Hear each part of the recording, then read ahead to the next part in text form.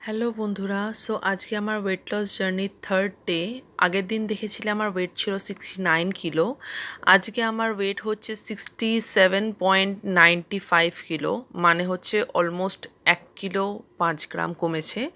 So then ব্রেকফাস্টে আমি আজকে খাচ্ছি ভেজিটেবল ওটস অমলেট, ওপর একটু চিজ দিয়ে নিয়েছিলাম। মিড মর্নিংয়ে খেয়েছি 1 চামচ পিনাট বাটার উইথ একটা ছোটো কলা। আর দেন হচ্ছে লাঞ্চের সময় খেয়েছি ভাত, চিংড়ির বাটি চচ্চড়ি আলু দিয়ে, অনেকটা স্যালাড এবং এঁচোড়ের ভর্তা। এই লাঞ্চ থালিটার রেসিপি আমি খুব তাড়াতাড়ি আমার চ্যানেলে আপডেট করে দেবো। দেন আমি ইভিনিংয়ে খেয়েছি একটা মিডিয়াম সাইজের আপেল এবং ব্ল্যাক কফি। তারপরে হচ্ছে ডিনার টাইমে আমি খেয়েছি আমার মাল্টিগ্রেন রুটি, মানে এটা অ্যাকচুয়ালি চিলা টাইপের বানিয়েছিলাম আমি, রুটি বানানোর সময় ছিল না। সো রাগি আটা, ওটস আটা এবং খুব সামান্য আমি আটা ইউজ করেছি, মানে গমের আটা ইউজ করেছি, যে কারণে এটা ফেটে ফেটে গেছিলো, বাট চলতা হয়, কোনো ব্যাপার না।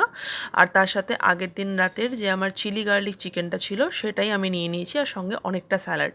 তো ব্যাস এটা দিয়েই আমার ডিনারটা আজকে আমি কমপ্লিট করেছি। নেক্সট আমার ওয়েট কত আর সেটা দেখার জন্য নেক্সট ভিডিওতে চোখ রাখো। বাই।